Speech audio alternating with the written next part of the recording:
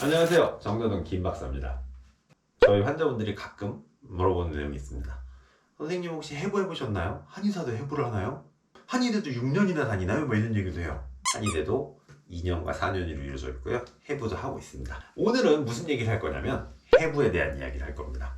한의는 해부를 했는가 안 했는가?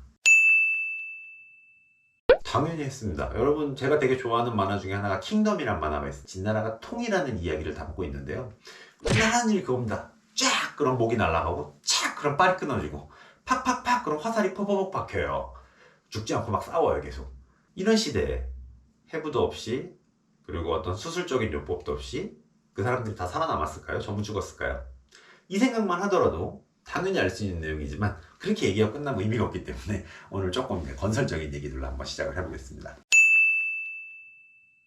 한의사도 당연히 해부를 해왔습니다. 한의학에서도 해부를 한 최초의 기록은 언제쯤에서 나오게 되냐면요, 왕망입니다. 완전 망했어라고 생각할 수 있겠지만 왕망이라는 사람부터 해부의 기록이 시작합니다. 이 왕망이라는 사람은 언제적 사람이냐면요, BC 45에서 AD 23까지의 사람입니다. 우리가 중국 역사를 볼 때 한나라라는 나라가 존재하는데 이 한나라를 앞뒤로 쪼개는 경우가 생깁니다. 뭐라고 얘기하냐면 전한과 후한이라고 얘기합니다. 들어본 적 있습니까?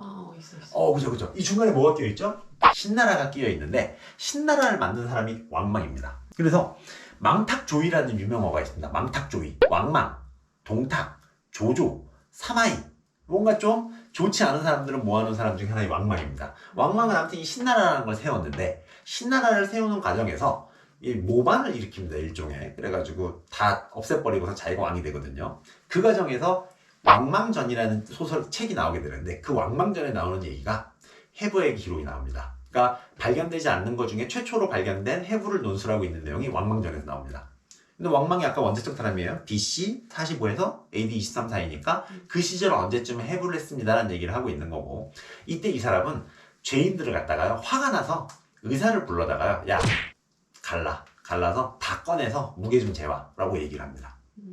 그리고 그 기록들이 왕망만 한 게 아니라 어쨌든 많은 그 수많은 전쟁과 여러 가지 상황들을 겪으면서 이 해부학 지식이 필요했기 때문에 그 지식들을 쌓아서 한의사들이 말하는 고전 중에 고전, 황제내경이라는 책에 기록이 되게 됩니다. 황제내경이라는 책 자체는요, 기록상으로는 BC 한 402년부터 AD 220년 사이 한 600년간 사이의 내용들을 모아서 이제 편집한 논문집이라고 보시면 되는데, 그 논문집에 해부학파, 지금 같으면 뭐 해부학 교실에서 쓴 내용의 소설들이 쫙 써있게 됩니다. 내용들이. 그래서 그 해부학 내용들은 이제 뭐 심장의 무게, 심장의 크기, 뭐 피가 얼마나 뿜어져 나오는지, 소장은 얼마나인지, 뭐 이런 내용들을 쫙 써 있는데, 뭐 그 길이는 뭐 아주 정확히 잘 맞고 있습니다. 뭐 예를 들어 식도는 1.6척입니다. 그리고 창자는 56.8척입니다. 라는 식으로 이제 센치냐 메터가 아닌 척의 단위로 써서 그런 것일 뿐이지, 실질적으로 식도와 창자의 비율은 1대 37 정도가 되거든요. 뭐 당연한 거지만 현재도 똑같습니다. 영어로 말하나 한국어로 말하나 중국어로 말하나 팩트들은 똑같이 가고 있기 때문에 그런 식으로 해부학의 기록이 이제 고대부터 시작이 됩니다. 저희가 학생들한테 얘기할 때도 무슨 얘기를 해주냐면 탐국지를 물어봅니다. 거기서 누굽니까? 관우가 화살을 맞잖아요. 기억나요? 아니. 그래, 이래. 학생들이 다 이런 식이야. 아니요. 막 이러고. 관우가 화살을 팍 맞아요. 그럼 뭐라 그러냐면 화타를 불러요.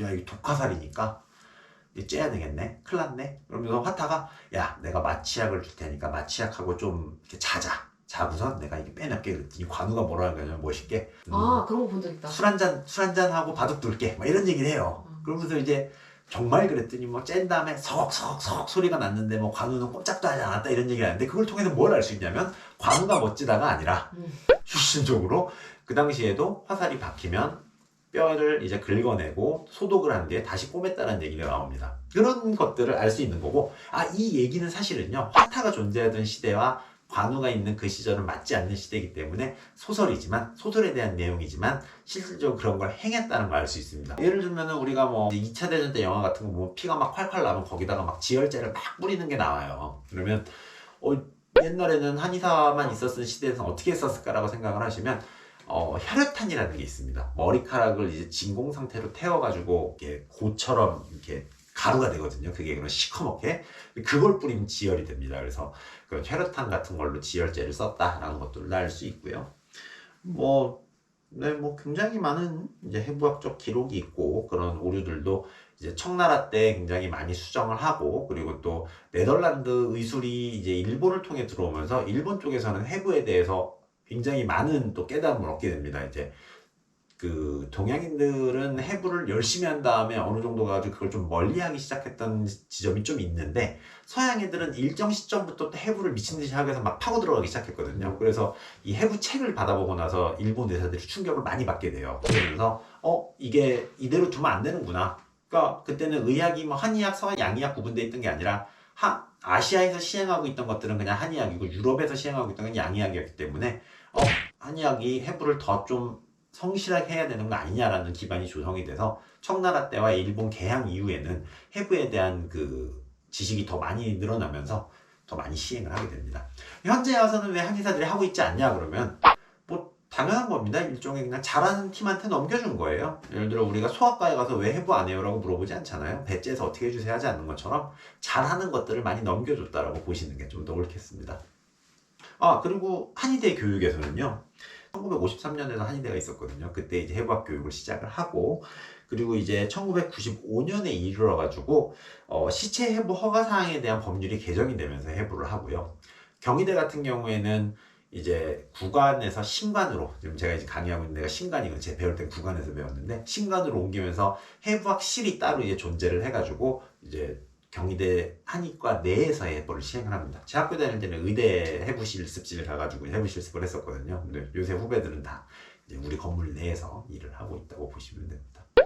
해부 얘기는 언제 학생이라도 하나 모셔놓고 해부 어땠는지 이렇게 배울 게 많았는지 어떤 느낌이었는지 이런 것들에 대해서 한번 얘기해 보도록 하죠. 해부의 역사에 대해서 알아봤습니다. 여러분 다음 시간에 만나요. 안녕.